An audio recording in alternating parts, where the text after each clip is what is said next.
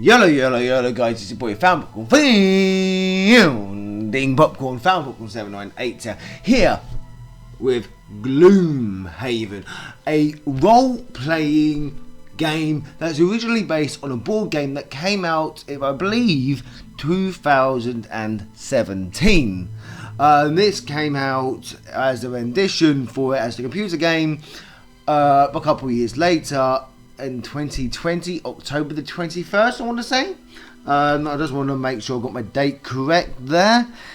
Yeah, it came out July 17th, 2019. So, I've been meaning to play this for a little while. My dad has wanted me to try the tutorial out, and this is what we're here for today, is to try out the tutorial.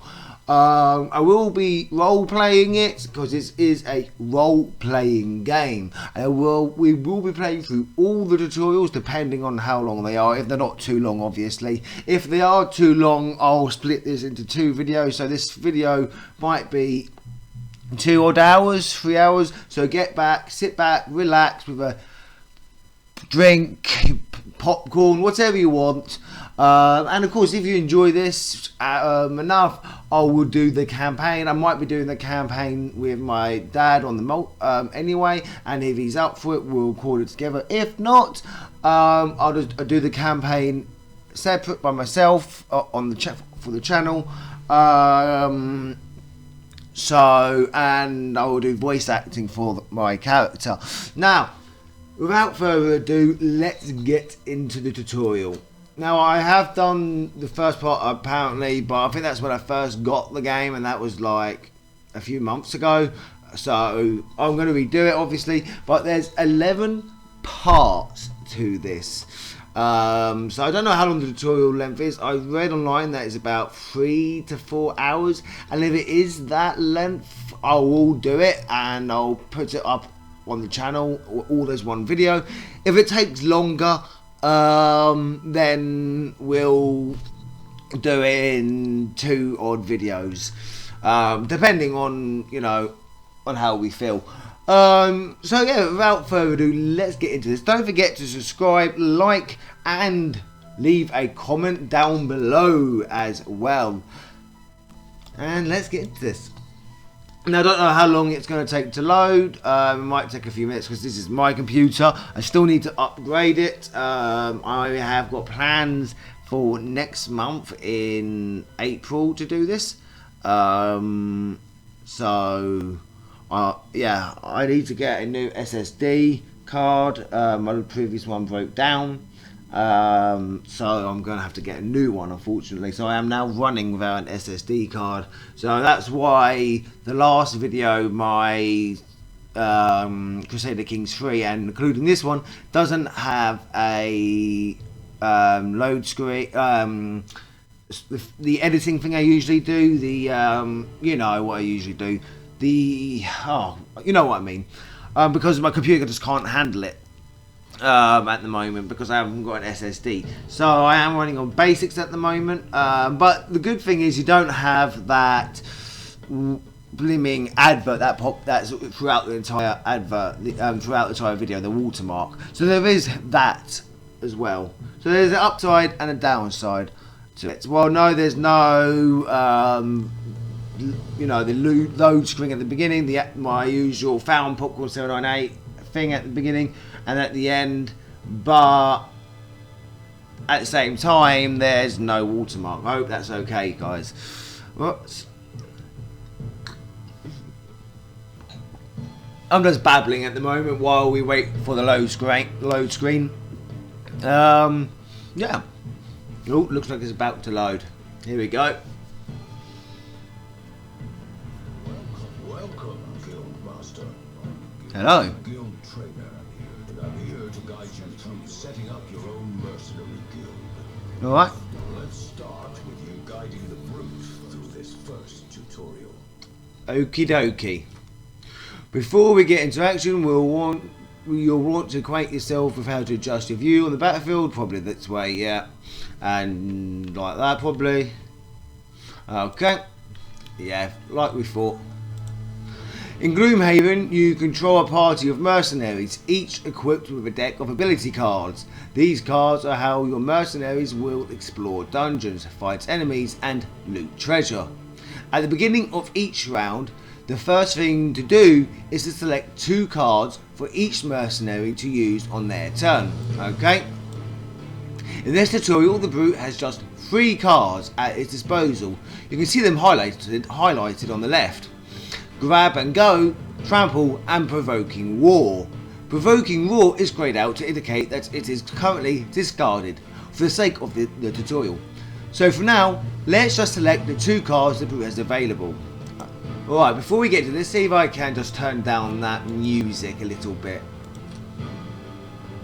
Yeah, let's do it to that. Right, let's select Trample. Ooh.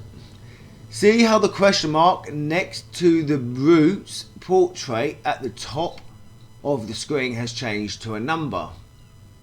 So, oh yeah. This shows the initiative. The number next to the first card you select determines the card's initiative for the round. So that's the initiative. Let me just get off that. Let me just deselect. So if I was to select grab and I can't select grab and go. The number next to the first card you select determines the initiative. So that's 72. So that's the initiative there, I'm assuming. Okay. The lower the number, the earlier in the round the character will act. Okay. Since there are no other characters visible right now, it will immediately be the brute's turn anyhow. Okay. Select grab and go. Click End Selection to continue. Okay. Brute's turn. Now it's the brute's turn. Time to choose some actions. Each half of a card represents an action comprised of 1 or more abilities. Okay, so yeah, you got attack or move. So attack, damage is 3, pierce is 2, move, or we can move and attack. Or loot or move. Okay. You get to use 2 actions per turn, and you can pick any of the 4 card halves on the left to use as your first action. But note that you must then use the opposite side of the card for your second. Okay, that's fair enough. For example, here you can choose either the top half of Trample and the bottom half of Grab and Go. So we can attack and move, or we could move and then loot. Okay. Or the bottom half of Trample and the top half of Grab and Go. Yep, that's what we thought. There's nothing for the brute to do in this room, so you want to proceed through the door to see what lies beyond with a move ability. Grab and Go's bottom half lets the brute move 4 hexes, which is enough to get through the door. Let's use that. Okay. Oh, we've got to continue first. So we'll move to here, and then we'll open the door. Ah, look, our first enemy. The room contains your first enemy, a bandit guard. Like player characters, monsters also select actions for their turn. Let's find out what this bandit is planning to do this round by hovering over his portrait. So he plans to move 1 and then attack. Okay.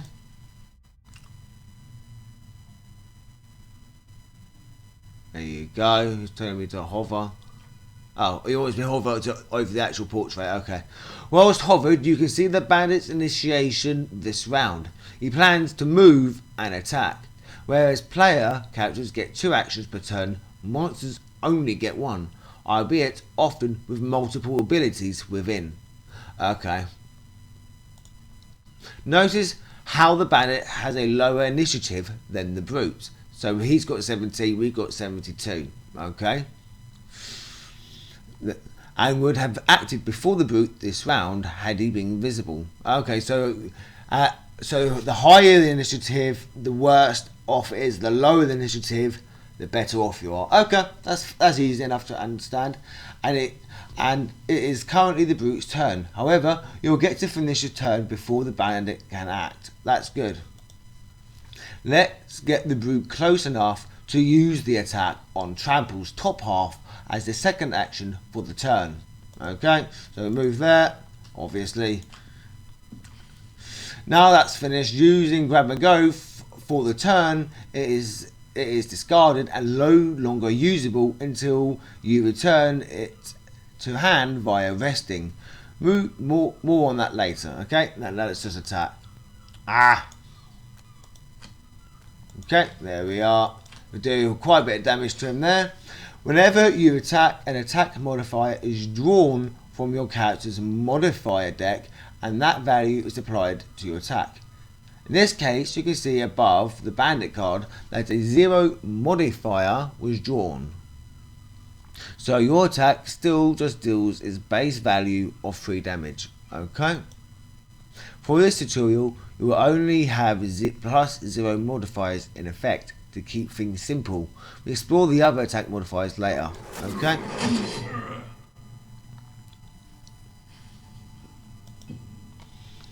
Okay, now it's the bandit's turn, and as we saw on this card earlier, he intends to move and then perform a melee attack for 3 damage.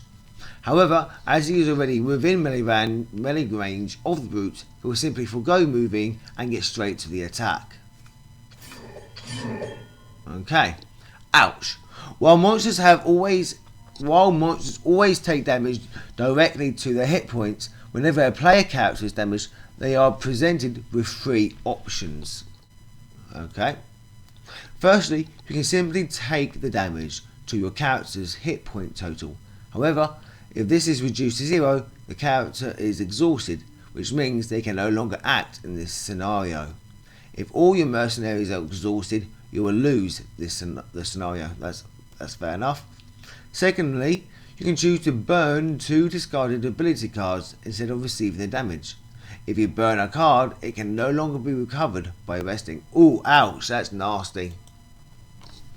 However, if you were to burn 2 of the brute's cards here, he would not have enough cards left for the following turn, and thus would be exhausted.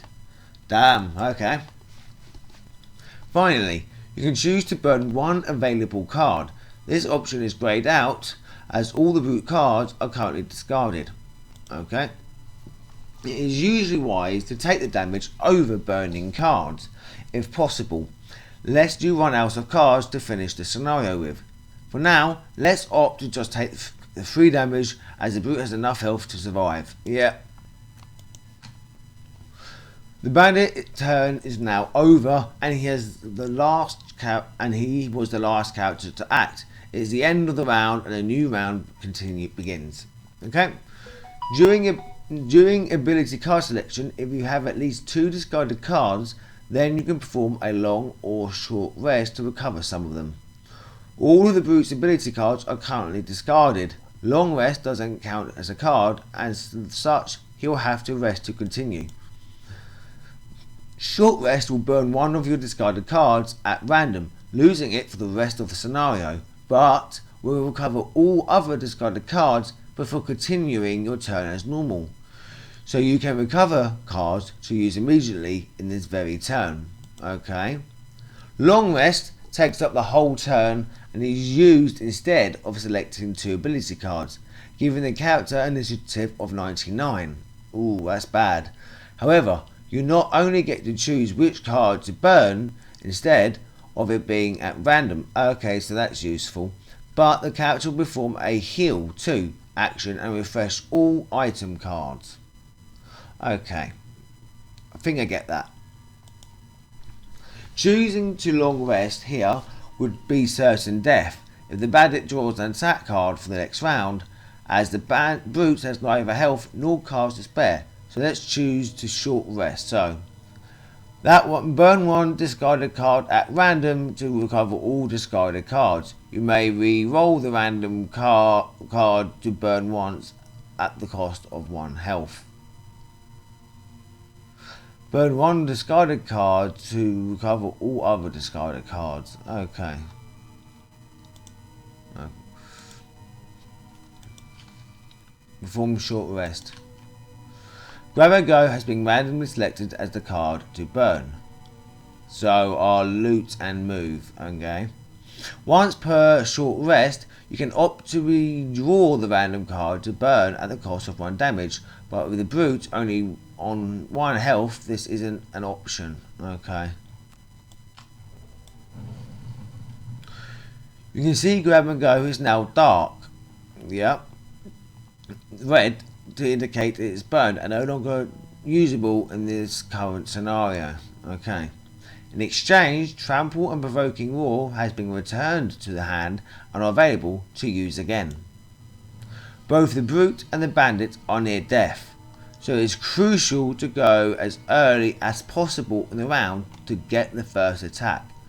Remember, the first card you choose determines the Brute's initiative, so let's choose Provoking Roar to maximise the chance Brute is up first with a low initiative of 10. Okay? Alright. So that does attack 2 and disarm. Or any enemy who targets one of your adjacent allies with an attack this round targets you with that attack instead, regardless of the attack's range. That's quite useful. Say if you're one of your mercenaries or near death, you can use that if you're for. Okay, that's quite cool. Oh, he wants me to select Trample instead for me to. Okay. Oh, he wants me to select both. Okay. So that's the first one.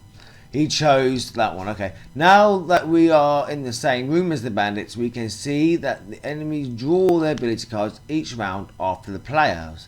So you won't know what they'll be doing or what their initiatives will be until this point in each round. I like that. That's cool. So you can't. Okay. It appears the bandit was planning to once again use a move and attack, but because you chose to act quickly with an initiative of 10, he won't have those active until after the brute's turn due to a slow initiative of 50. Let's get him, yeah. Right, select the top half of Trample. Can we just do that one? Okay. So, right, confirm targets. Die! Yeah! Got him! Did you see that gold on the floor that the bandit left behind? To pick it up, you need to use a loot ability. One important rule of GloomHaven to bear in mind is that you don't automatically loot treasures unless you finish your turn on it.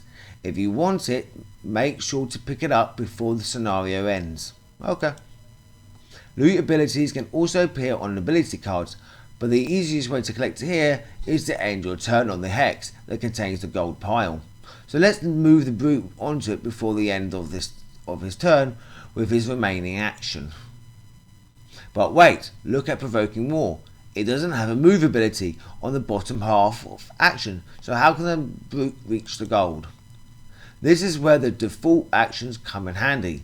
So the left and right of the essential initiative value are two small default action buttons. Oh, these. Okay. These allow the character to perform a melee attack for 2 instead of the top action, or a default move of 2 instead of the bottom action. So that will be instead of that, and that will be instead of that. Okay. That's it. Hit the default move on Provoking Roar, and we can move to there. What? Since you only need to move 1 hex for the brute to reach the gold, we can skip the remaining movement using the skip button below. End the brute's turn. Great work. Hey! Not only did you vanquish the lone bandit guard, you've even managed to pick up a few pieces of gold. Forgot about you. With the basics covered, it's now time to introduce you to some slightly more dangerous scenarios. Okie dokie. Okay, that's our first tutorial done. Let's move on to the second one. Grab and Go. You know how to get about, that's good. Now it's time to learn the important things, like killing and looting your enemies. Okay.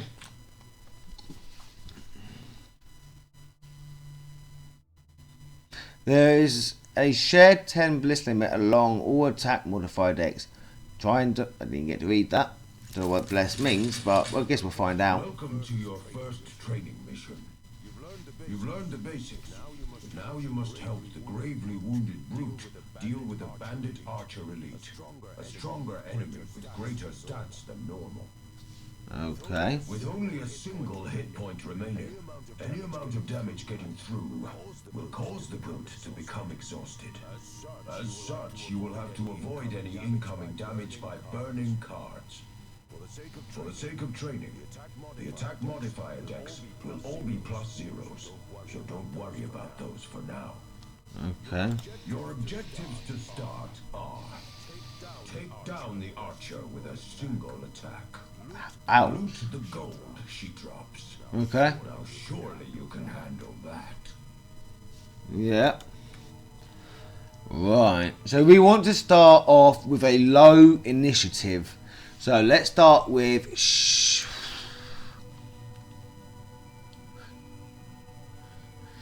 right, shield bash, attack 4. I like he's left us on our own now. So attack 4.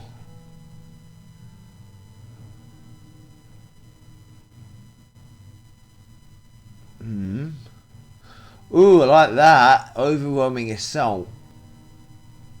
But that's a high initiative. We'll go for shield bash and then overwhelming assault.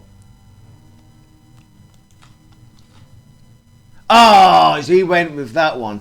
So she's move 1 and attack 2. Correct, but she's got ready right next to me, so she's going to go straight for attack.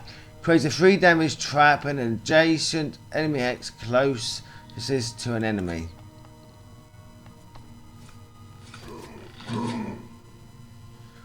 Receive damage. We'll do burn 1 available card. We'll burn the grab and go.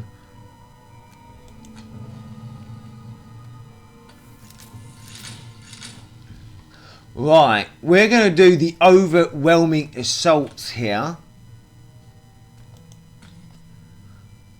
Confirm the target. Nice. Assault is a powerful card, but such power comes at a cost. Actions like overwhelming assault's top half, with the flaming card icon in the corner, cause the card to be burned once used, meaning you can't use it again in this scenario. Time to grab that gold. Okay. Right, now we can use that to move there and confirm movement. And we don't need to do the rest, we'll just skip.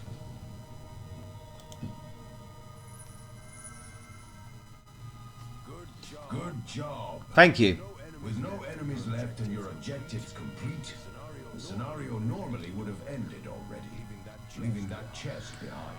However, for the sake of training, I'm going to set you another objective. Loot the chest. Okay. Before you rush headlong into that trap, you might want to heal up a bit first. I'd suggest taking a long rest, which will let you heal too, and recover enough discarded cards, allowing you to withstand the 2 damage from the trap and reach the chest. Okay. So we do what he says, take a long rest. Select a discarded card to burn.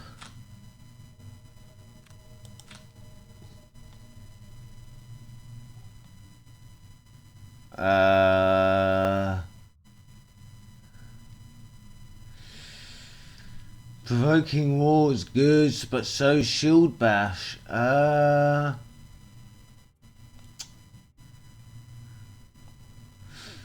That will give us a very low initiative. That will allow... and we can't burn that one. Doesn't really matter, I guess. There's no more enemies, so we'll just discard this one.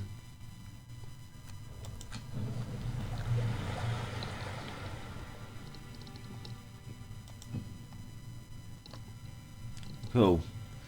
Move onto the trap and take the damage. So we'll go with that one. It's the lowest. We'll then just move on. Cool.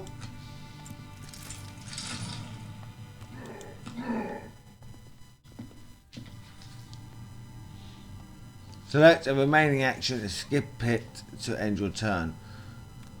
So it's like that. Skip attack. Ooh, Boots of Striding. Nice, you received an item. Thank you.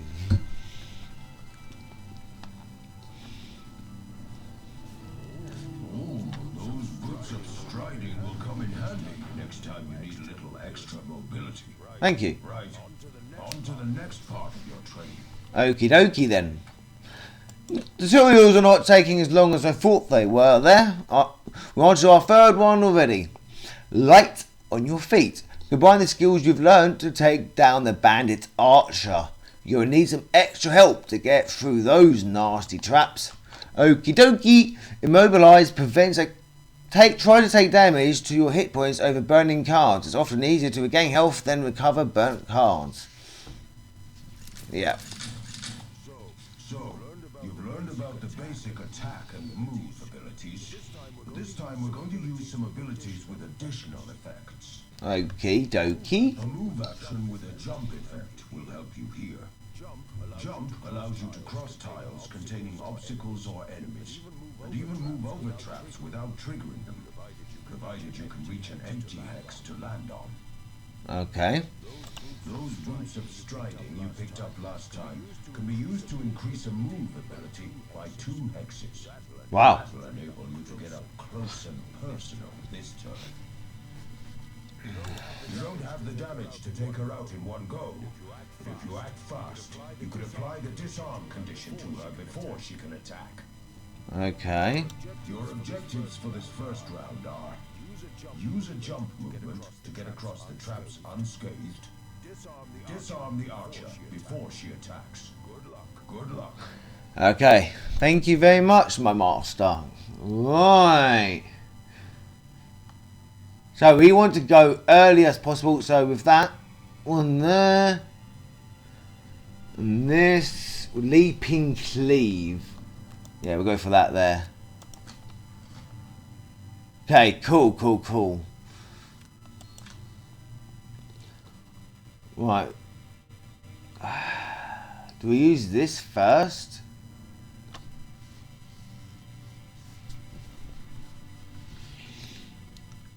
So how does this work? Attack. And right. An attack X ability allows the character to attack an enemy within range with a base value of X. Oh wait, that. Oh no, we can't do that yet.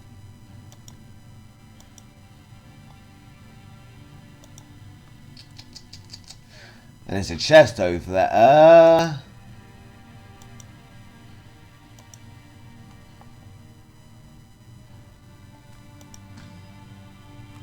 Move there for the moment.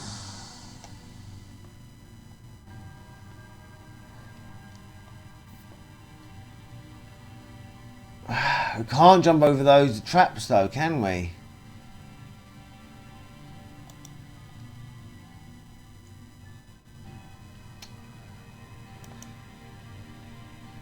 We're going to have to take the damage there, but if we take the damage, we can't jump there. I think we did this wrong, didn't we? We're going to have to...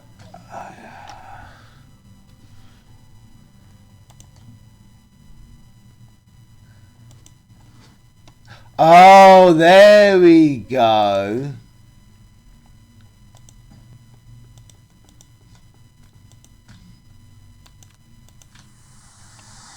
There we are.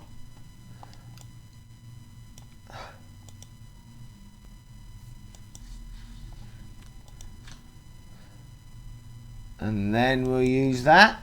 Did I do that right?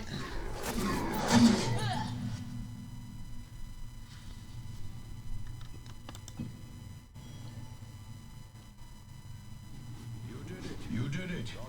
Eh! Not only did you get a decent hit in with provoking roar, but thanks to the disarm condition you applied, the archer couldn't attack for the turn. Cool. She's low on health now, so you should be able to finish her off. Your objectives this turn are: kill the archer, jump over the traps, and loot the chest. I want you to achieve both this round. Okay. Remember that short rest allows you to recover discarded cards immediately this turn. However, long resting, however, takes up the whole turn, and is we can't do. He wants us to do up to a short. We've got to do a short rest, but we're going to have to lose a card. We'll lose. Oh yeah, we'll lose. No, we can't take the damage. We'll lose overwhelming assault. That's fine. Right, we'll do provoking roar and yeah. Right, let me have a think. Grab and go.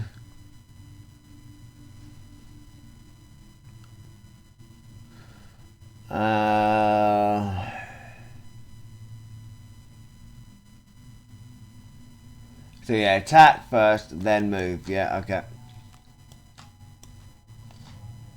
Okay, he went for a 68.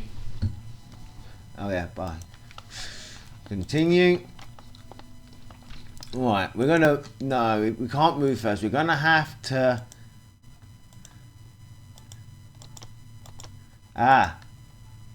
Undo. Right, we can kill him first.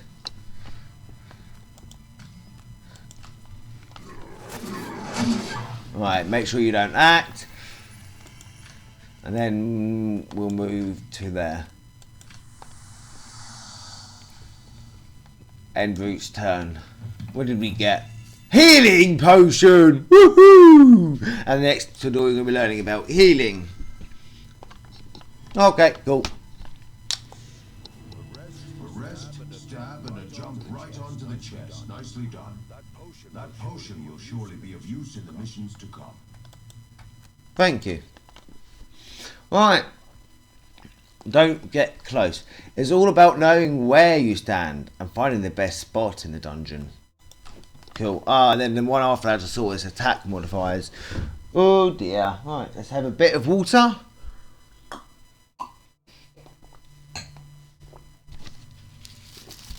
Ooh, that's better. To be a successful guildmaster, you need to pay close attention to enemy actions. Okay. And try to plan your moves around them.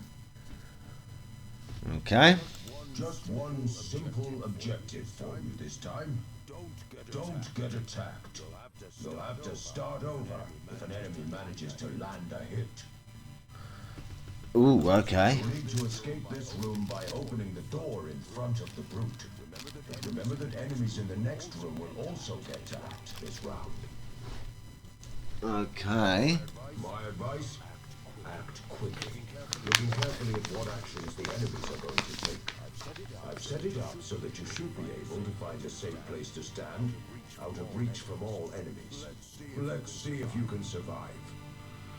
Okay, I imagine this is going to take several attempts, I imagine. Not going to be easy. Let me know if you've played this, how many times it took you on this one. And be honest, no lying, no lying. Don't say, I did it first time, no, if you didn't do it first time. Be honest. Now, let's get into this. Right. Obviously, we can't see what they're going to do, so we're going to have to act quickly. Provoking war, leaping cleave. Move and attack, move and attack. Okay.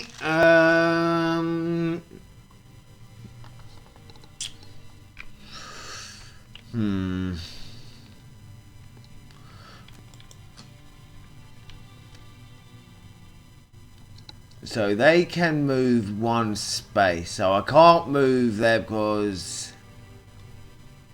Right, the bandit arch is going to go first. Undo. Right, who's...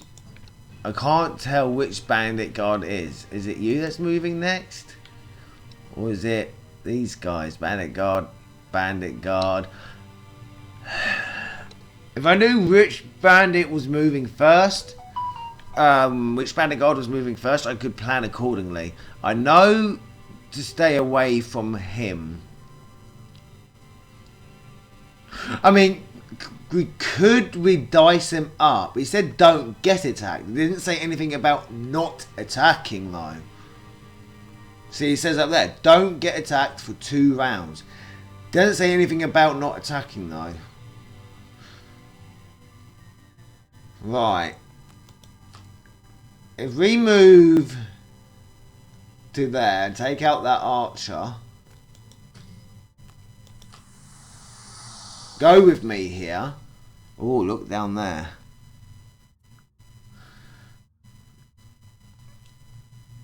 We could disarm him with that, meaning we don't get attacked. We'll move there because we're still. Can we not? Oh, that's a closed door. Skip movement, and then we'll disarm him to make sure he can't attack us.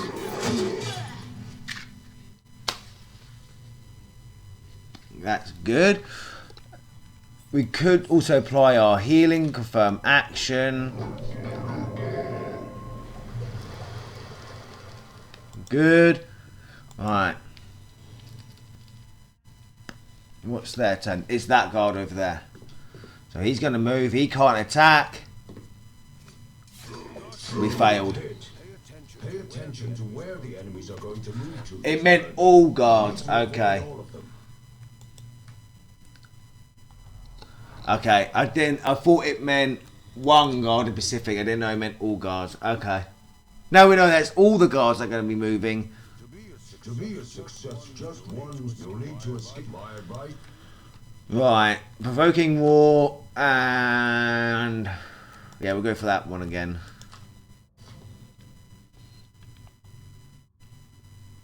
Alright, yeah. Alright, you can move 2, you move 2, move 2. You can only move 1. So you can move to there. What you can move to there and there or there. So that bit there is off limits. So this bit here is off limits because no, that won't be. 1, 2. If he moves, yeah, this whole area there is off limits.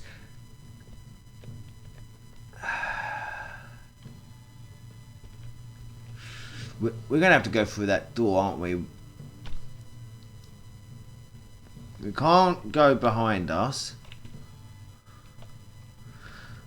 Yeah, we're going to have to do what we did last. Oh, okay. We've got to move first. Right, confirm movement.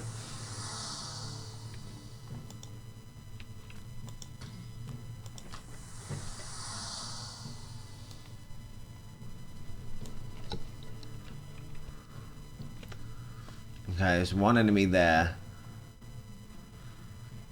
1, he can move 2. 1, 2.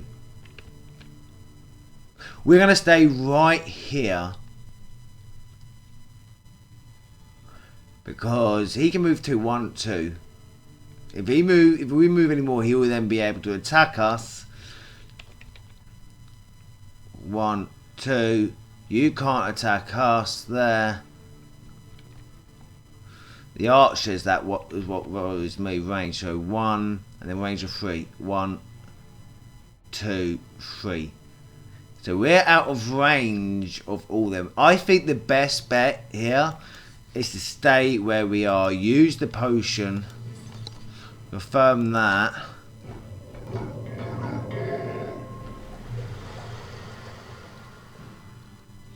Select that. Skip attack. It's not wise to do anything else. He's out of range. He can't attack. He can't attack. He can't attack.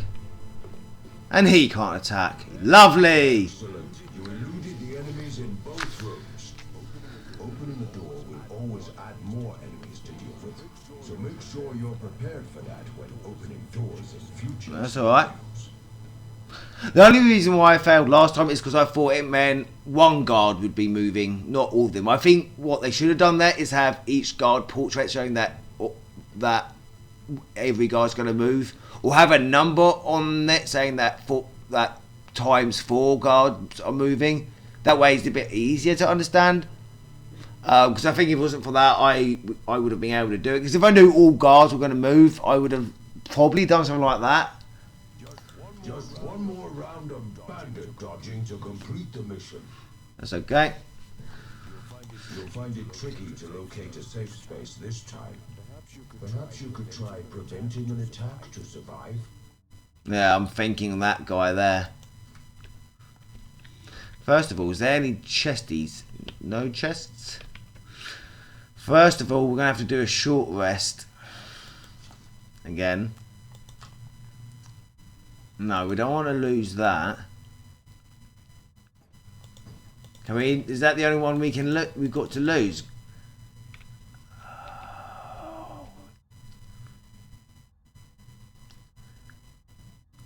We could redraw and it is random though, isn't it?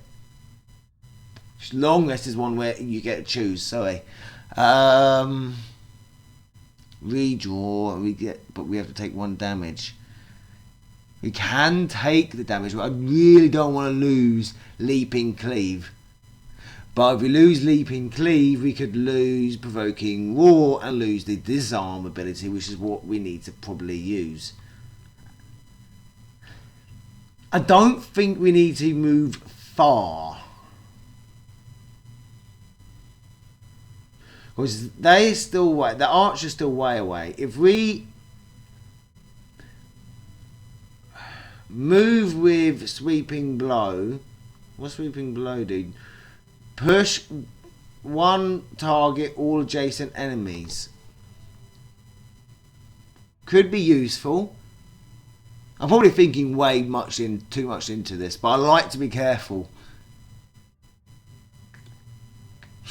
All right, we'll get rid of Leaping Cleave.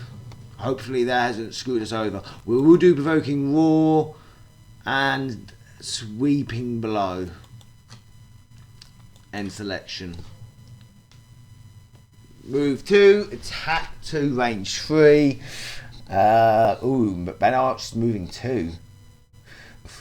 Okay, we're going to have to bear that in mind. Alright. Nope. Okay, can't get rid of the card. Can I? Okay, I can do that though.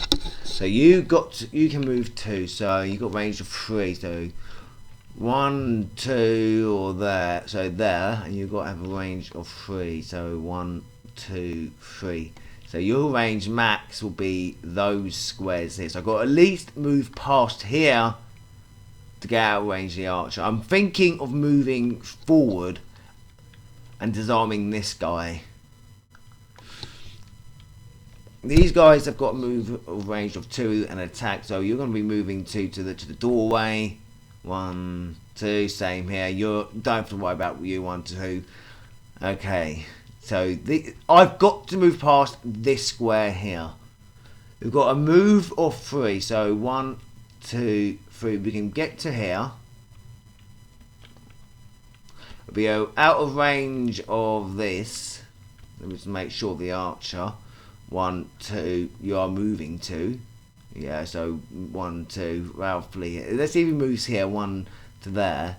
Because he can move 1, 2. Because obviously that guy. Actually, no, he will be moving first, so he can't move on the same square. So he will be moving at least, he'll be moving to here. So with that in mind, his range of 3, 1, 2, 3. Okay. With that in mind, if we move 3, 1, 2, 3 to he's got a range of 3. 1, 2, 3. So he can't shoot me if I'm there. Or even there. Okay, we've got a plan. We move here. Confirm movement.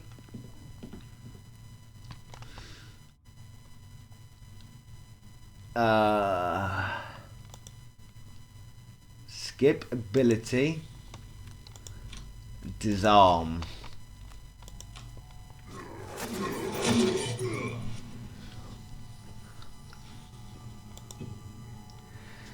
Let's see if that worked out. He moves 2 to there, can't attack. He can't attack. He can't, obviously. Yes! You're well on your way to becoming a professional. Now about that disarm. Pretty powerful. It is, actually, yeah. That's not a nice low initiative of 10. Makes provoking roar a really nifty ability for getting out of nasty scrapes. It does indeed, One Master. more test, and then I think you'll be ready to start exploring the world and recruiting mercenaries to our guild. Roger Dodger.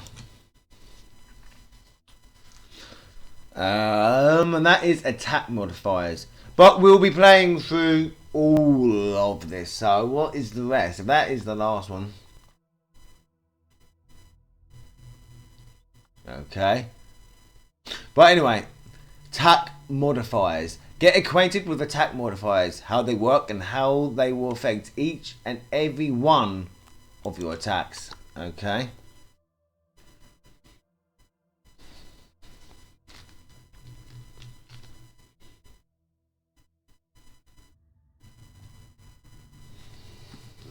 Let's talk about attack modifiers. So far in your training, characters have always drawn a +0 attack modifier, meaning their attacks have always dealt the exact damage value specified on the cards. This is not normally the case. Okay. In real scenarios, for each attack, the character will draw an attack modifier, which influences the damage dealt. These can increase the damage by +1, +2, or ×2. Ooh. Decrease by -1, -2, or ×0, or leave the value unaffected, as you've seen with a +0. Okay. You can see the contents of a character's modifier deck by hovering over any character. Note that unlike player characters, all monsters share a single attack modifier deck. Okie For dokie. this training scenario, these archers have just 2 attack modifiers remaining in their decks, ×2 and ×0. Okay. Want them to draw the ×0 to deal no damage. And we're going to give them disadvantage to ensure that. Okay. Oh, damn. Sorry about that. Ranged attacks have disadvantage when their target is on an adjacent hex. Ah. This forces the attacker to draw 2 modifier cards instead of just 1, and the worst result is selected. As these archers only have 2 modifiers remaining, if they attack with disadvantage, they will draw both, but be forced to choose the ×0 over the ×2 as the worst result, dealing no damage. You can see when disadvantage will apply from the flashing purple symbol next to the health bar.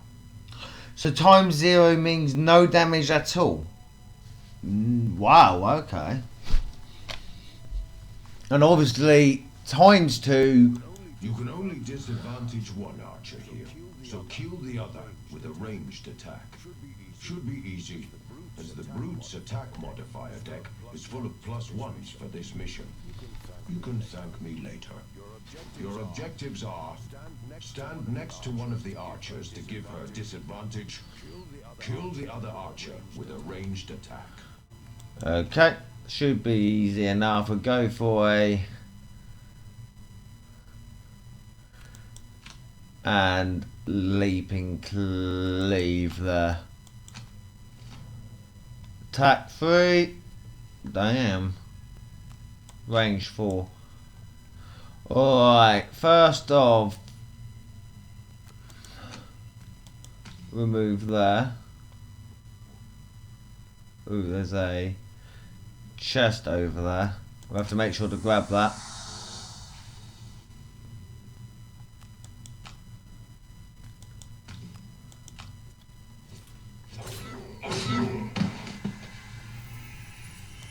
Heal ourselves up. Because he's got a attack of 3.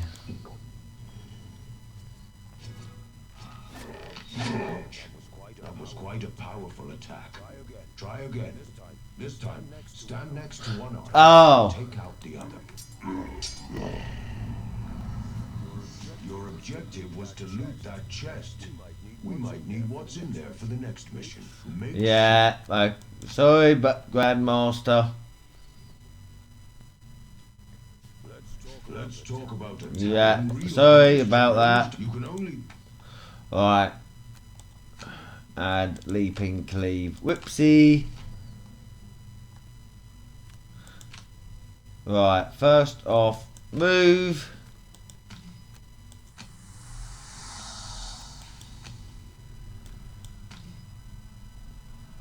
Confirm. Cool. And that was with our +1 modifier, like he said. We'll heal ourselves up just in case. I know he can't do any damage, but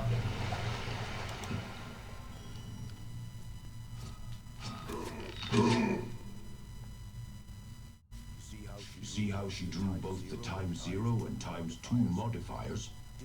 Disadvantage forced her to draw 2 attack modifiers and use the worst one. yep. You also saw how your attack with spare dagger drew a +1, thus dealing 4 damage total to take down the other archer. Your final objectives are: kill the remaining archer, loot the chest. Roger that. Right, short short rest. Yeah, we're gonna have to. Leaping cleave. Yeah, we can lose that. Right. And then grab and go. At least we get to see what grab and go's like. Right.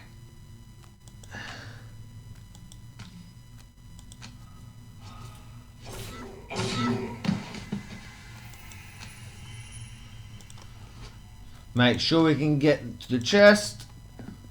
We missed the gold there, but that's okay. We got the more important thing there, a shield. That's worth 20 gold if we wanted to sell it.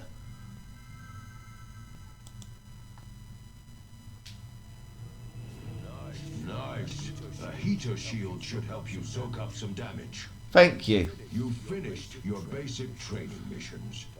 Time to introduce you to the other mercs and get you exploring. Okie dokie, exit the dungeon. Alright, on to the 6th tutorial. I am the Brute. The Brute is in a struggle against the living bones. Use everything you've got to make sure they stay dead for good. Alright, our first tutorial scenario.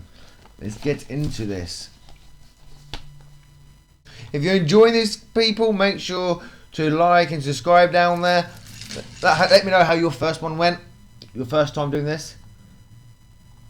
Or is he not speaking now? What, Grandmaster? How can you speak for the rest but not speak for this? What? Oh, that's annoying.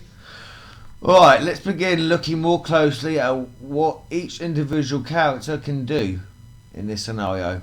Brute has 2 level 1 living bone elites to deal with, which means their stats will be greater than their level 0 counterparts. Okay.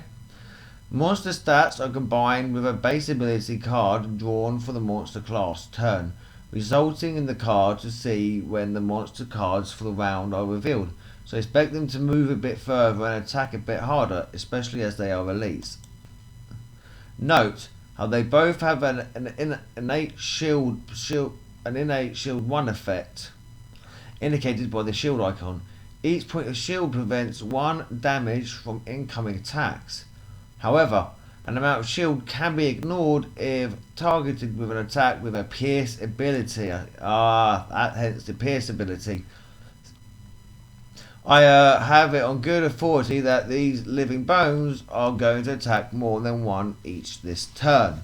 You are low on cards and won't be able to afford to burn any cards, so surviving here will require some shielding of your own.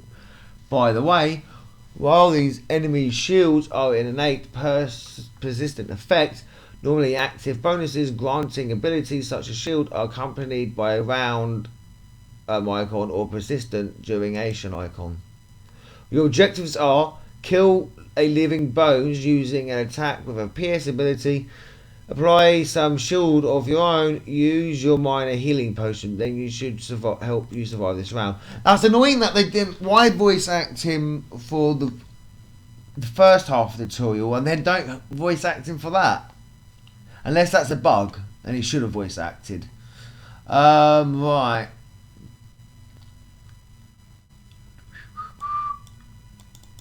Right, what will provide us a shield?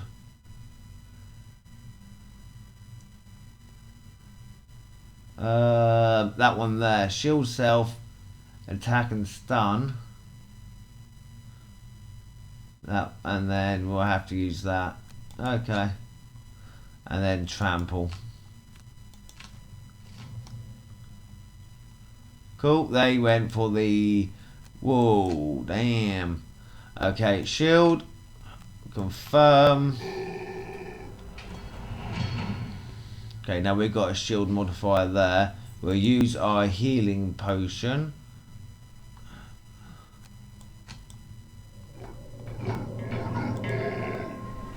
And we'll then use this on you. Bye bye. Bye. Living Bone Elite's turn. Ouch. I'll just receive the 2 damage there. We receive the 1 damage there. Blimey! You can't take the damage that time. We'll use that. Yikes, that was quite the onslaught. Nonetheless, your shield prevented enough damage to keep the brute alive. Final objective, kill the remaining living bones. He's a tanky one. A tip for you, perhaps you could use the old push and trap combo. Okay. Note that the shield only prevents the damage from attacks, but it doesn't do anything against direct damage such as from traps. Okay. Short rest. Yeah, you can get rid of that. Just alright, go for shield bash and push.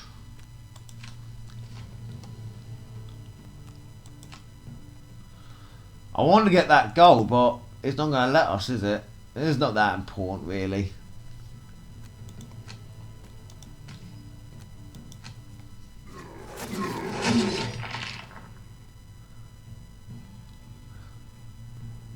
Confirm push.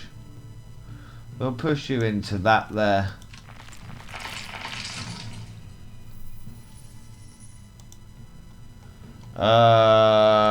And we will move onto that gold piece there.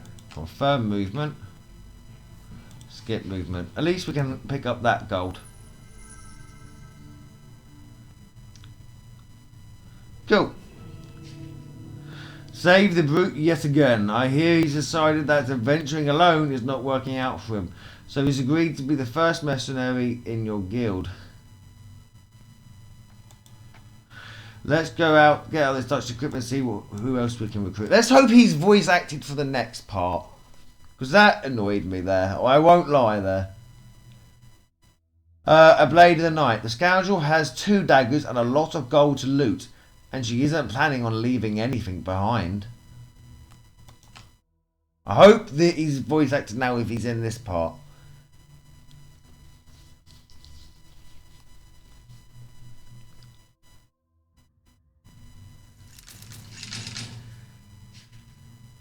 He's not.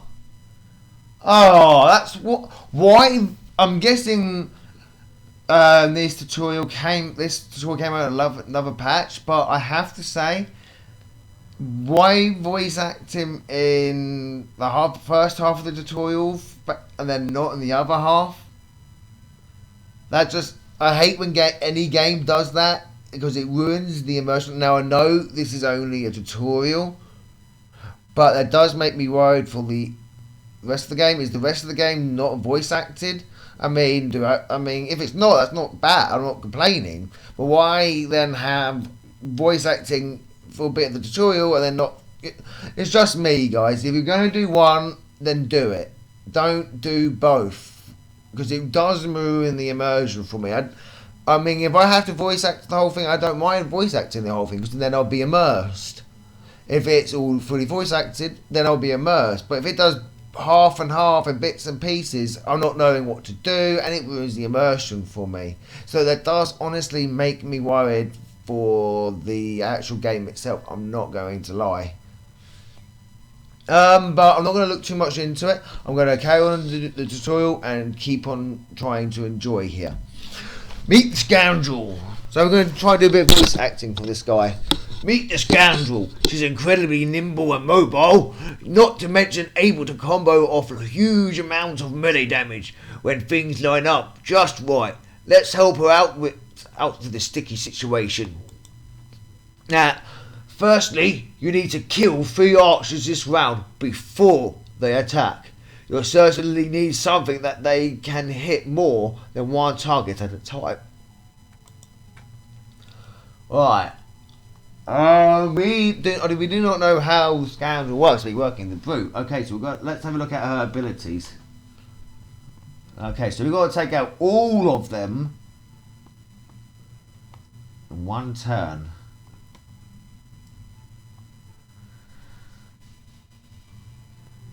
Kill 3 archers before they attack this round. Okay.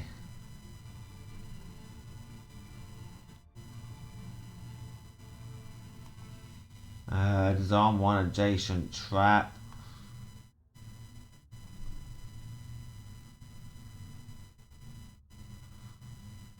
I'll go for that. And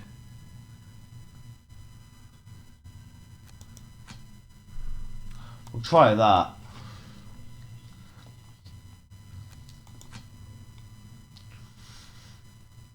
Right.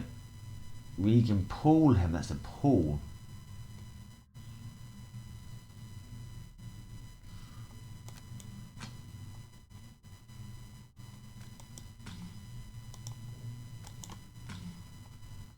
Right, you two.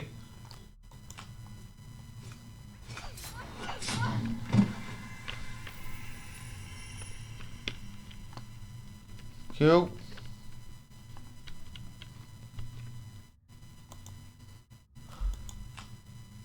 But did I not select the other one?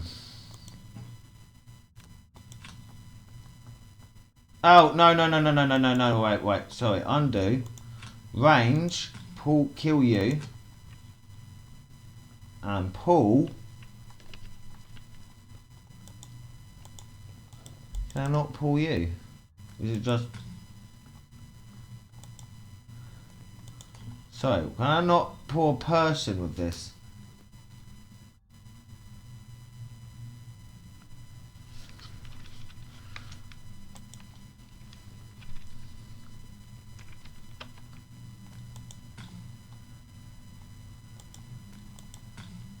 Okay, right. Kill you.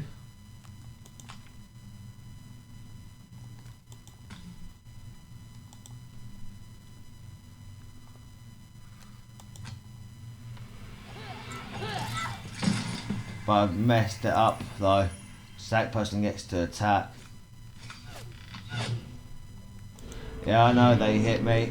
Messed up. Whoopsie, sorry about that, guys. It's a learning thing. Yeah, right. Throwing knives and... What's that one do? No, we'll go for We're both back for that one. Right, yep.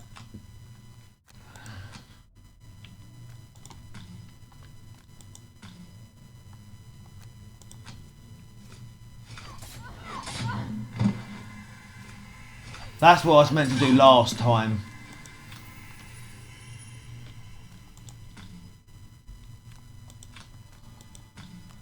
There you go.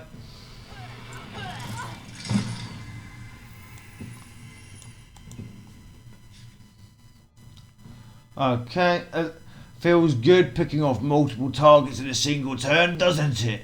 One last objective. Loot at least 5 piles of gold this round. A tip for you. Sometimes the top of a card allows you to move too. Loot abilities pick up all the gold within the radius specified by the value. So you work out where you'll need to stand and get looting.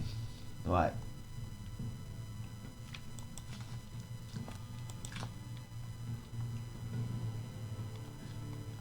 No. Yeah, we'll burn that.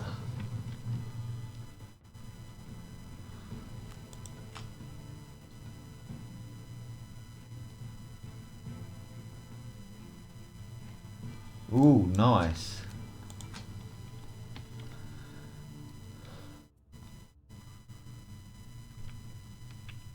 I think I selected the wrong cards anyway.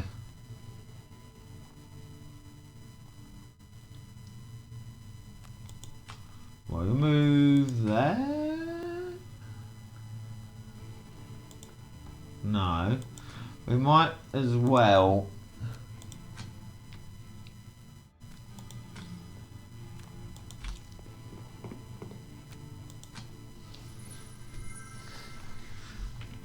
Right. Ah, well, that means we can't do that. Ah! Boom! I know, defeat. Yeah, I know. Now I've got to do that attack again. Do I have to do that whole attack process again? Oh, that's annoying. Ah!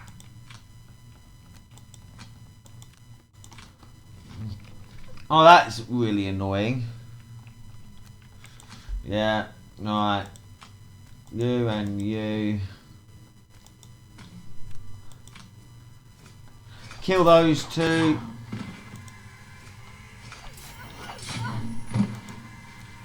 By the way, this is really... She is really powerful, by the way. Being able to do this is just amazing. I like the scoundrel, I have to say. Short rest, yeah. Yeah, well, I'm fine with that. Right.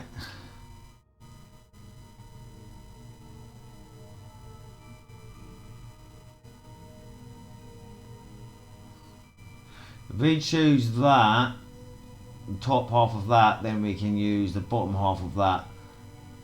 Okay, cool. Right.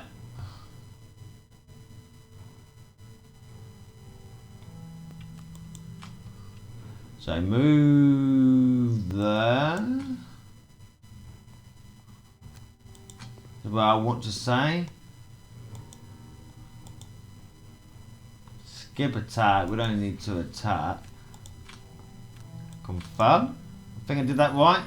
Yes!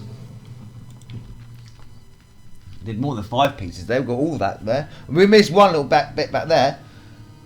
Nice. Let me take care of that gold for you. For your assistance in this scenario, the scoundrel has agreed to join your guild. That means we've got enough mercenaries now for a proper mission. No, that's not how he sounded in the tutorial, but that's how I'm making him sound. I hope you guys are cool with that. Right, we've got 4 more tutorials left. Master the elements. Now, I am expecting when I do play this game, I'm going to forget about half of this knowledge. Oh dear. Spell weavers are a powerful race. but are vulnerable in close combat. Learn how to use the elements to your advantage. So magic stuff, very useful in case we want to play a mage. I never really get on with mages. I don't get why. I mean, I love Harry Potter and I've always wanted to play a wizard in the Harry Potter universe. That's why I'm looking forward to the Harry Potter game. Yep, still no voice acting. I don't get that. Sorry. I don't. But so I'm really looking forward to playing magic in that game. But I've never got on with magic in other computer games like Skyrim or. I mean, I don't know why. It's always something I've always wanted to do, but every time I have done, I've never got into it. Don't know why. But let's have a look at magic in this. Now, D&D stuff, magic, I don't have a problem with that. So, you know. I was just saying, normal computer games, I don't normally go for magic. Right, meet the Spell Weaver, a powerful but fragile magic wielder who can harness the natural elements of the world. Good thing we found her when we did. That's a lot of bandits. That really, really is. Can we have a look at you? No, we can't have a look at your face. To get her out of this mess, we'll need to harness the power of the elements infused in the battlefield. Oh, here's the trainer. Sorry, I thought meant to be voice acting here. Whoops. The element infusions display can be seen on the right of the screen, indicating which magical elements are available for consuming. In this scenario, the ice element is already infused, but elements are normally infused for 2 rounds, using actions with elemental symbols on them available for consumption after the turn in what they are infused. Okay. In this round, you must consume the ice element. Sorry, my voice is hurting at the moment. To augment Freezing Nova's attack, killing as many bandits as you can. Survive the round by using a jump move to get out of reach. Oakley dokley. Freezing Nova.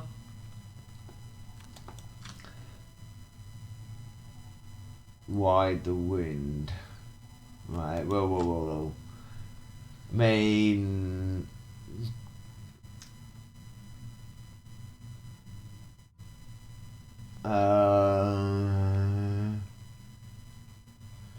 could use that. No, it's not gonna let this is maybe doing the freezing one, so, and then that. Okay. Oakley dokley. Right, we'll do that. Confirm attack.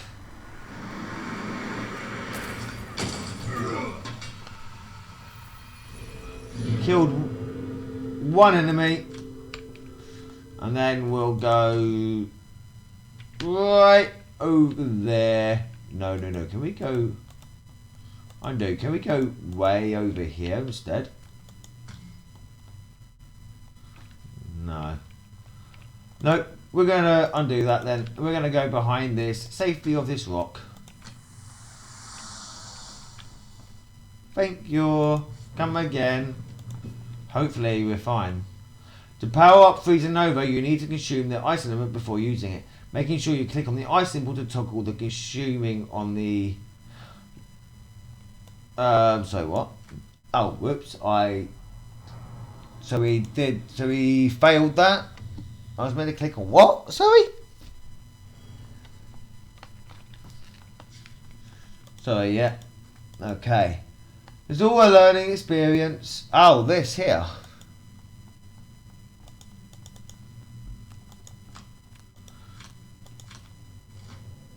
Okay.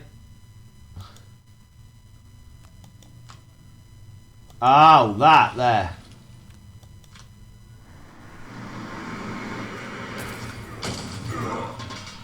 There we are.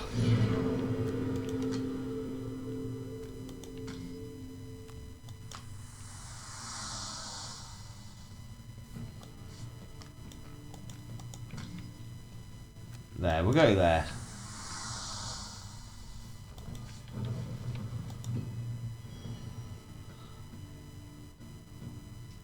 Did we do it right this time? By consuming the ice element, Freezing Nova dealt 3 base damage instead of 2, knocking out 3 bandits plus applying the immobilized condition. so that the bandits couldn't chase after you is pretty damn powerful. That is pretty neat. Ride the Wind also infused the air elements for you to use later if need be. You may have also noticed English. You may have also noticed with only 3 unburnt cards remaining, the Spell Weaver will be exhausted after the next round is over, and you cannot return burned cards via resting. Fortunately, the Spell Weaver has a very powerful trick up her sleeve.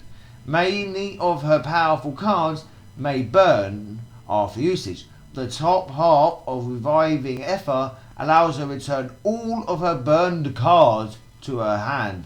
Getting the timing right on this one-time recovery per scenario of all burned cards is key to using Spellweaver well. I imagine it would be, especially with that. I mean, allows you to, that is very, very powerful.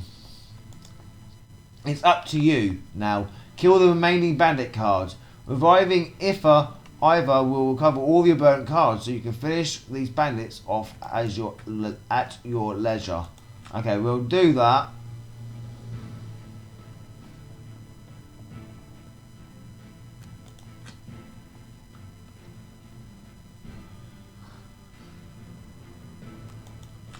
Right. Yeah, we're going to perform a. No, wait. What's this do?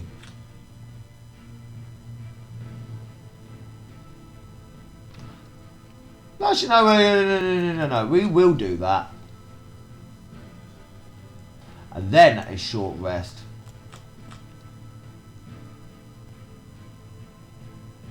No, we're not burning Reviving Ether. We'll burn that. Right. Revive. We do. Okay, cool. We do Reviving. We do Flaming Strike. No, we can't. Okay, we'll do that then. We'll do it the other way round.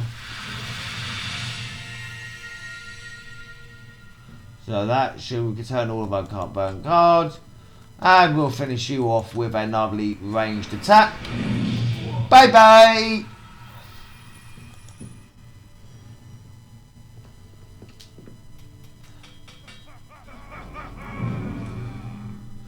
So they don't pick up gold loot. Okay, that's useful to know. Strengthen. Okay, what's that do? The strengthened character gains advantage on all their attacks. The strengthened condition is removed at the end of the affected, so their attacks are increased. Ooh, nice! Heal 3 as well. I'm loving these attacks. How do we want to do this? Ooh, nice. I think we'll go for that. But first of all, Mana Bolt.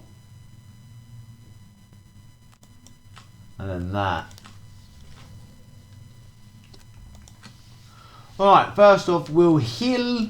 We need to heal. Well,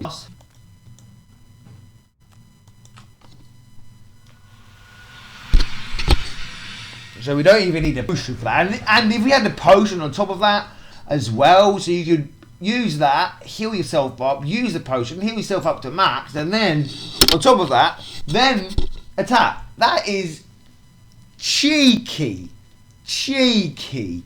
That is lovely, I've got to say.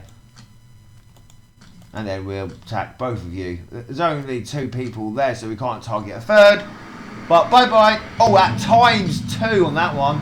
-1 on that one. Because I've hit their strengthen. Okay. Unfortunately, we don't get to collect the gold, but we did complete the scenario. Complexity of those left. Let me just quickly check the time. We've been doing this for about an hour. Oh, sorry, my phone's just gone beeping. That was blimey. Sorry, it's my other half messaging me on Facebook. Oh dear, as you can probably hear. Oh dear. She's sending me loads of emojis. Sorry. Right. Rain over. I'm going to turn the phone down. I will message her after this video. Sorry. Give me a second, guys. Sorry about this. There we go. Right. Brain over brawn. Tinkerers are very useful, resourceful creatures, but can't get up to much while wounded.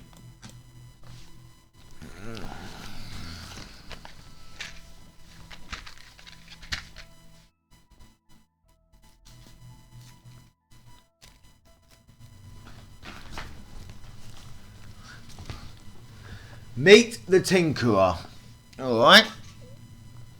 He's a great support character to have on a team, but can also take on multiple enemies in a pinch. Looking at all those skeletons, I'll say this counts as one. Okay. Yeah, there's 4 skellies over there. Currently, he is wounded, yeah, and will take 1 damage at the start of his turn. So you ought to heal him as soon as possible with the minor health potion. I can't even review what that is. Looking at where the enemies are in this room, looking at where the enemies in this room are, I'd advise you go as late as possible in this round. Sometimes it's better to go slow and let the enemies come to you, so you aren't at risk of being attacked. Then you can use one of your Tinker's famous area effect attacks to deal some serious damage to multiple enemies at once.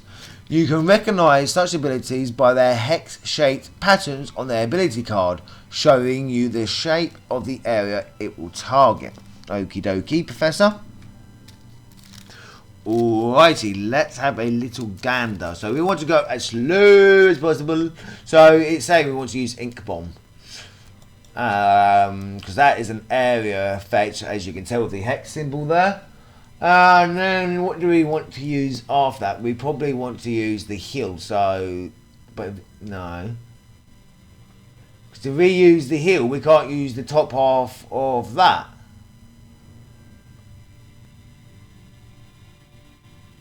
So how do we do this then?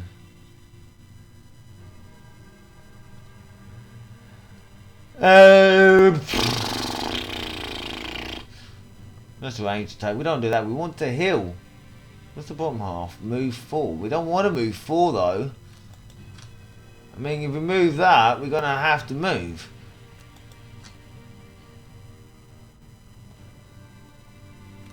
Okay, we'll try that one there, the Toxic Bolt. They are move 3. Okie dokie. I will do a little review at the end of this tutorial with my little thoughts and feelings about it.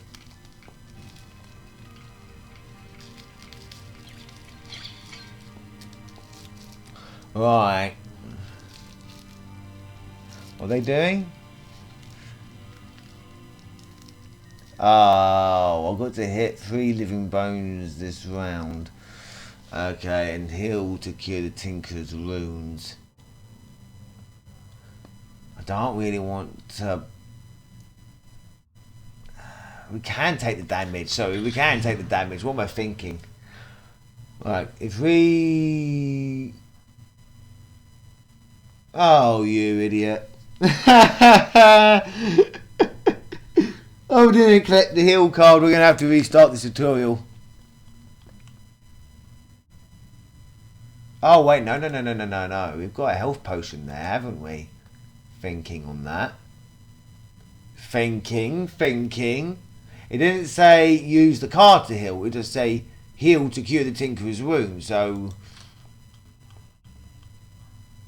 we'll move there.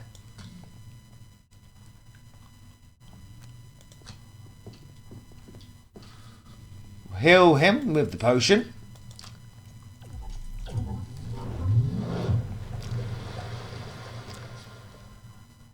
You may have noticed that if you use a heal ability when wounded, the character not only recovers the hit points, but loses the wound condition. Healing can... I didn't use the ability, we used the potion, so an item. So, whoops. I guess we were meant to use the card, but that we used the potion instead. Healing can also remove a poison condition, but in this case, we will also remove the condition and regain no hit points. Okay. Oh, spacebar doesn't work. That's the same. Right, and then we can do this. Bang, bang, bang. No, no, yeah. No. Yep, that's what we want to do. Nice. Nice! Killed 2 of the smegs there. And then that will end our turn there. Boom! Ink bomb was pretty good. Yeah, definitely inked them then. I'll leave you to finish off the rest of these bad guys. Did you know you can rotate the shape of an area effect by pressing R? Oh, cool.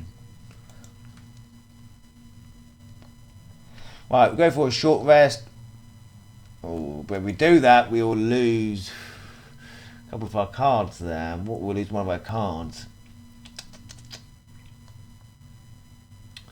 We're gonna have to risk it.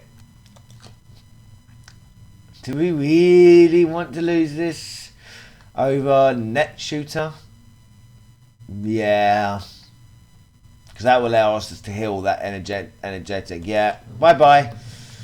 All right, we want to go as quick as possible now, so we're gonna go that one before they can attack. That's good. First off, we don't need to heal. We don't need to use that. We just want to use the attack there, really. Boom. No. No, can't do that. Can I do it there?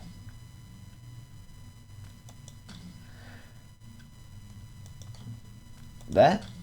If I do it there, then that one's not affected. Ah! I just want both of them affected. Aha! There we are.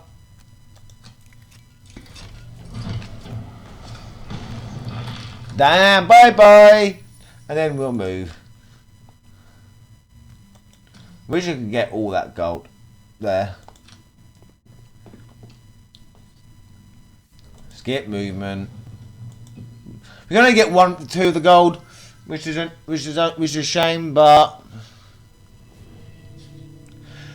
this little guy packs quite the punch, eh? Let's sign him up and look at some of the paid jobs for the guild to take on. Nope, we're looking at the tutorials first. Stop getting me to look at the main game. 2 tutorials left. We'll finish it all off in this video. For living bones, heart of stone. 4 living bones around the Craig heart, and the clock is ticking. Can you defeat them all in time? Oh, I hate timed missions. No matter the game, I hate timed missions. I know you hear me saying, I hate this, I hate that. Popcorn, do you like anything? The one thing that frustrates me the most in nearly every game beyond is timed missions. How long have we been recording for? An hour and a half. Cool. Not as long as I thought. I thought I was recording longer. Meet everyone's favourite walking boulder, the Cragheart. You're badly outnumbered here and will need to employ some defensive tactics. Let's go over how relative strength, maybe? Retaliate. I know I said that wrong. Works. And see how we can use that to help old Claggy out of this mess. Use shield, retaliate, and an active bonus that can either last around or be persistent. Usually with a termination condition for the latter. Okay. Sorry, drink that.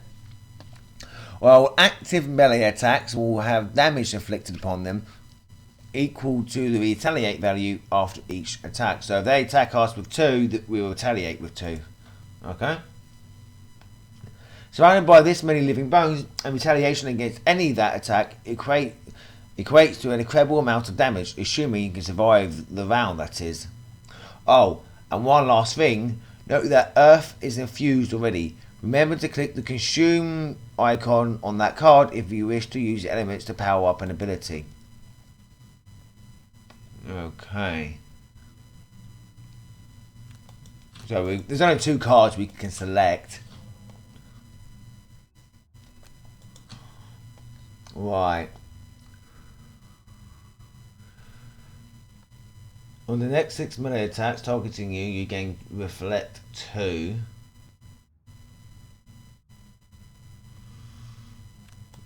Okay. Apply that to us. And that's a consistent one as well. We don't need to use the health potion yet.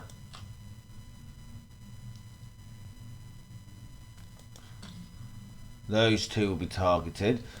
We use that as well to... No, sorry, whoops. To confirm that. Those 2 are dealt with. We don't need to use the health potion. We should be okay. Maybe in the next round to do 2. There we are. Receive the damage.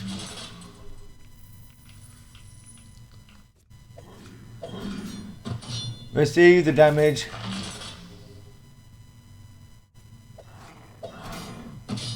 Receive the damage.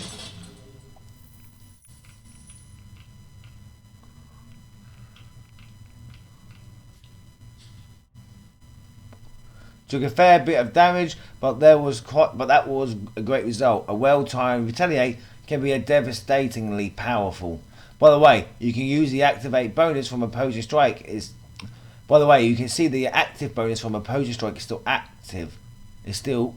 Just look at Craig's heart portrait at the top of the screen. The little pips in the active bonus box shows you at a glance how many instances remain, and you can check the effect text and XP yield by hovering over it. Did you notice how the living bones shield didn't prevent any retaliate damage? Just like traps, retaliate damage is not explicitly an attack, and as such will deal exactly the amount it says it will, unaffected by shields, modifiers and the like. Right, finish them bones off and we can get out of here. Right, first off, short rest.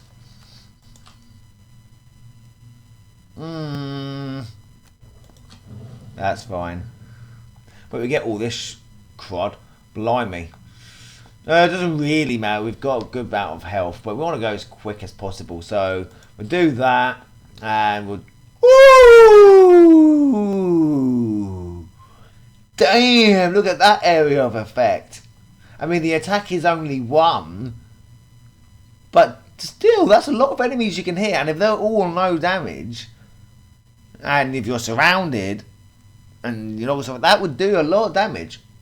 But obviously that's probably a 1 scenario card you're going to have. That is. Once. I want to see that, honestly. Well, if we do that, we can't use that. But we can still retaliate. I want to see Dirt Tornado after that.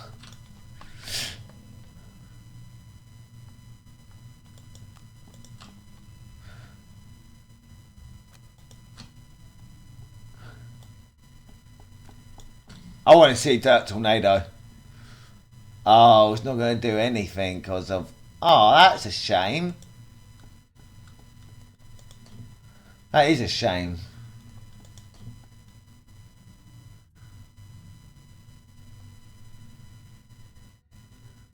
All adjacent allies suffer 2 damage. Oh, that's quite cool. So we'll move there. Skip movement.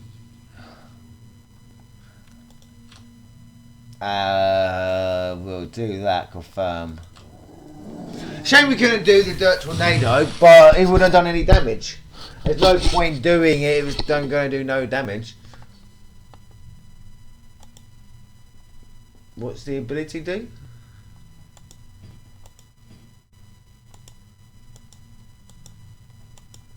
I don't know what it's telling me to do. Skip ability. All adjacent and allies suffer 2 damage. Oh, allies! Ooh. But yeah, we don't want to do that. Oh, we will use the health potion. Let's see what these skeletons do. Oh, we picked up that ooze 2 gold. Nively jubbly. Woo! Receive 4 damage. Right, he dies though. Receive the 2 damage. And bye-bye you. Well done, that looked like an unimaginable situation at first, but as you saw, if you play your cards right, you can navigate even the trickiest situations. Alright, now time for the last tutorial.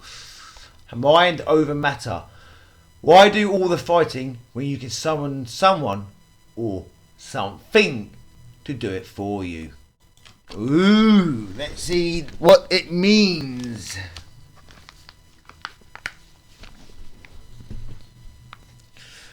And then we can finish the tutorial.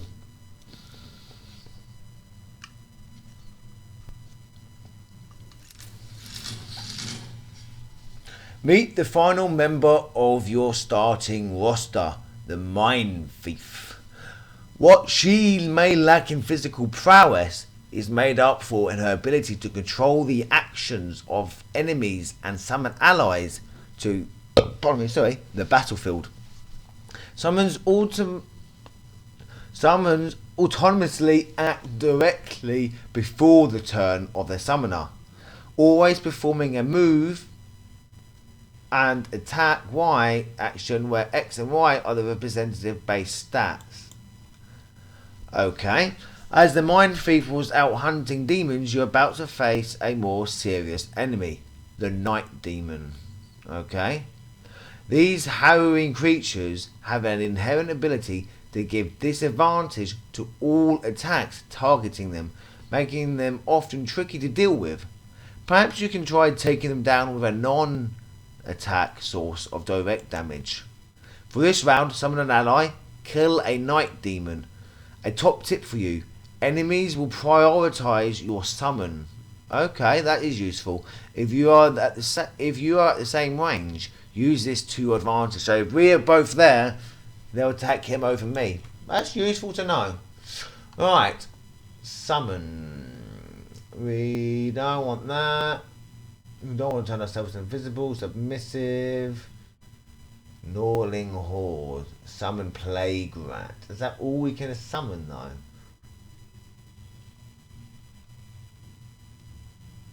Yeah, so we start off with the smallest ability to allow us to act first.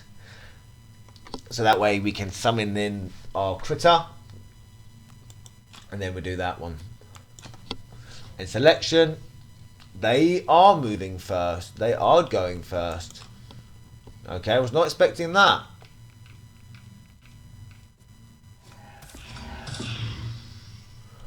We'll take the 2 damage. So at least we didn't suffer too much damage there. Alright, we'll summon a Plague Rat. We'll summon the Ratty. Can we... Oh, I wish I could change the its radius where it's looking. Right, the rat will be there. Coolio, that's our little friend. And we'll move and heal. We'll move back 1 space that way. Skip the rest of the movement. Confirm the healing. And the Mind Shifter's turn. So they should hopefully prioritise that. Although your push ability card is being burned already, perhaps there is another way to force an enemy to move onto the trap to deal direct damage. Yeah, a short rest may be. Well, a long... No. Let's have a look at what we've got. We don't need a short rest, potentially. I mean... That stuff does allow us to push.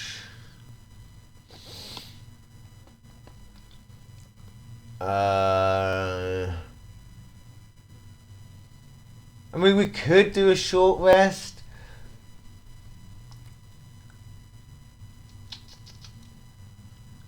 I was just to kill a night demon this round.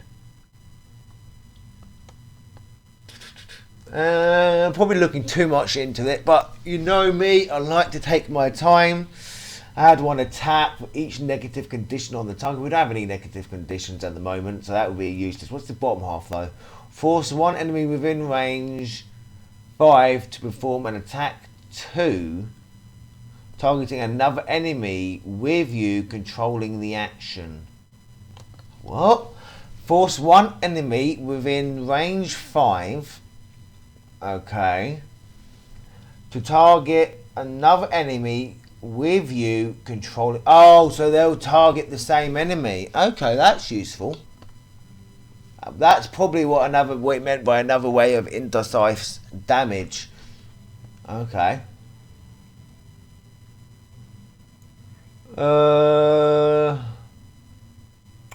What do we else use? Withdraw. Add muddle on your melee attack. That's alright. We've got to make sure we use what is it? Which one? Submissive. So we need the bottom ones. So we've got to look at the top ones there. So we could do Withering Claw, which will add a muddle and poison attack to us. For us. We could do an attack and a move and attack, which could be useful. Or we could do a loot. There's no point doing a loot. No, we're doing the bottom one on that. And on our melee attack, we also heal 2, which will probably be useful because they'll probably act because they're going to act first. All right, that's our plan. We'll do these 2 cards. Yeah, thought they would move initiative of 4. So they're hopefully they'll prioritise. Yes, they're prioritising on the Servaticus the First. Servaticus the First. What am I babbling on about, popcorn? Right. Please walk on the spike. No? Oh, you didn't do any damage, but you did poison him though. What is that to do? Poison, add 1 attack to... Oh, nice. Add 1 attack. So, we want to do this here.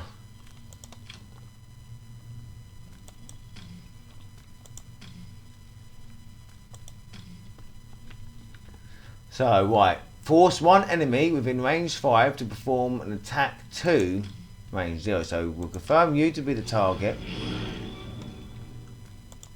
And we'll confirm you for us to hit it. So, you did damage. And I did damage there. There we go. And we'll heal myself up. I know we didn't need to... Oh, I thought we needed to heal there.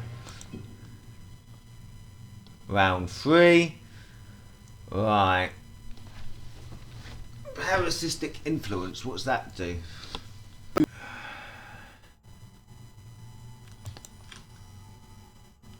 And Withering Claw. So it's... No, we do Withering Claw. And...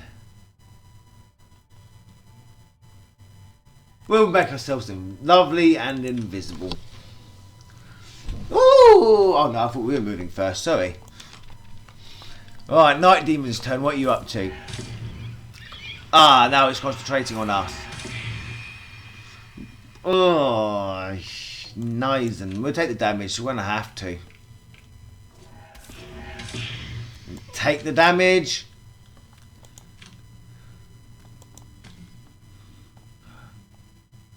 Should be at maybe at +1. Maybe, please. Hey! We killed the Night Demon, and now we can make ourselves blimmin' visible. Hopefully they won't be able to see us. Short rest.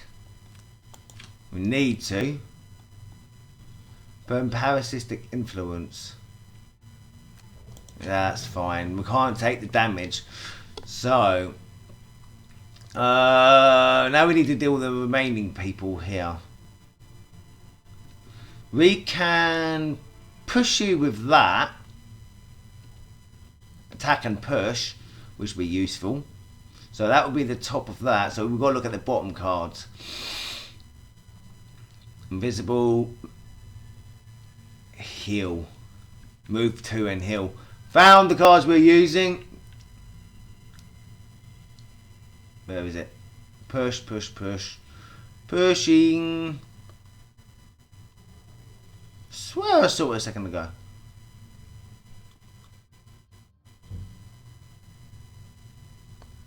Fearsome. Oh, there we... Yeah, I did Fearsome Blade, yeah. Cool. We are moving first. It's our turn first. Right. Oh, Snizen, I just realised. Right. Move to.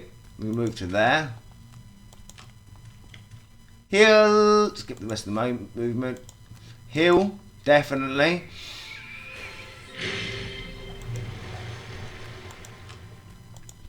Alright. Confirm the target. Deal some damage to him. Didn't do anything, but we will push you on to...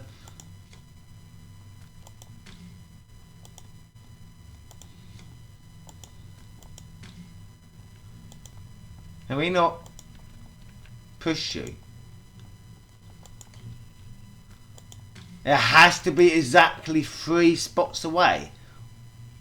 So I can't even push you onto the trap. Ah, oh, that's annoying. It has to be exactly those 3 spots. Okay. Oh, but he does take damage when he goes over them. I forget. So he's still dealt with. I forgot that.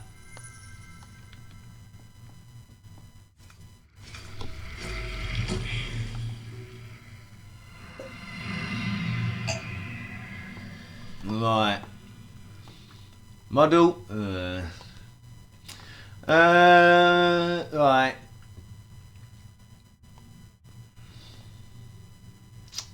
We'll go for submit. No, we don't want to go for that first. Make ourselves invisible and do submissive. Okay, we get to go first. Right.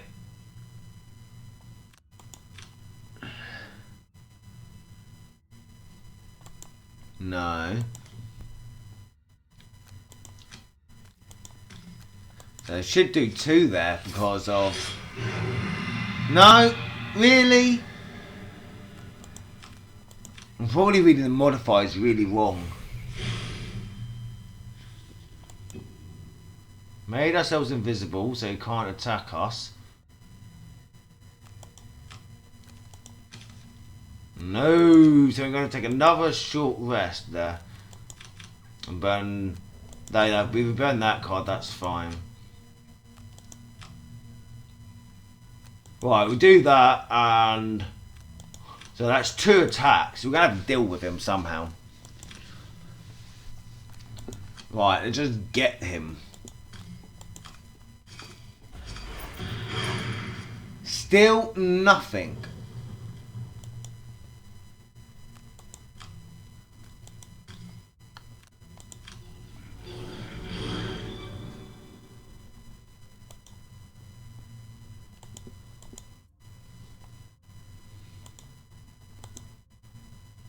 Right. Can't attack him because I'm too close.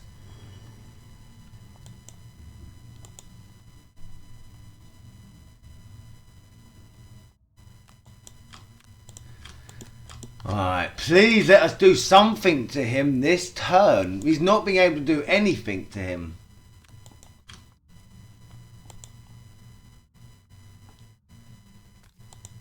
Right, let's move there. Let's skip movement, attack. It says it will be at 2 there. Does it mean it?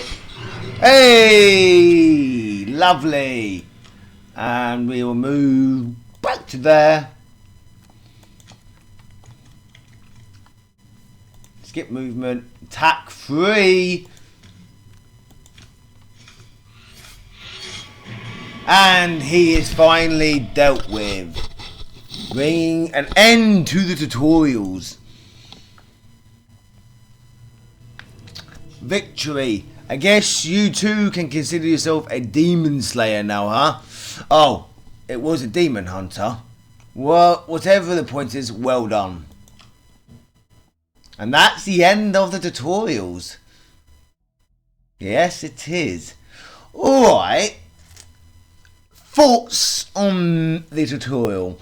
Few things that bugged me. The main thing that bugged me on this was the fact that the voice acting stopped with the Grandmaster.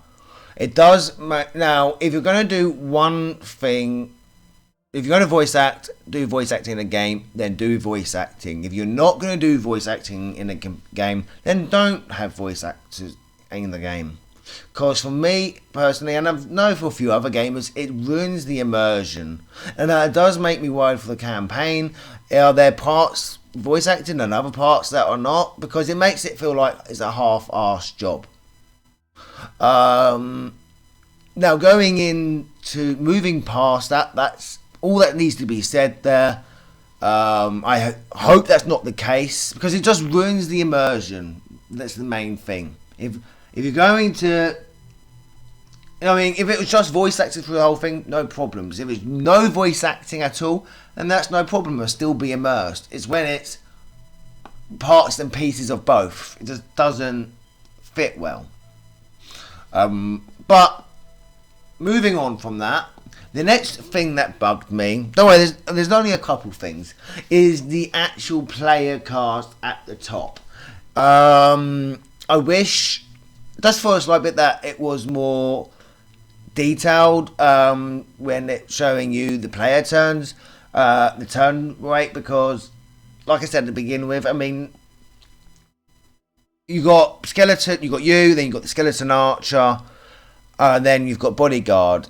What I think it should have, if there's more than one enemy of the same type, instead of is have it as either multiple guards showing that they're going to move, or just having a number on the actual portrait showing that how many of them are moving that turn.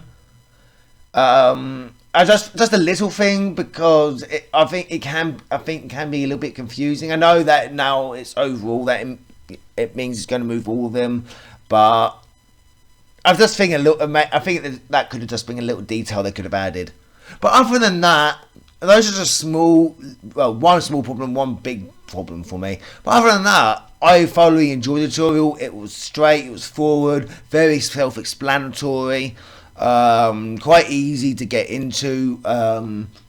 No real blaring bugs about. Other than that, it was really, really good, and I thoroughly enjoyed the tutorial, making me really looking forward to the campaign.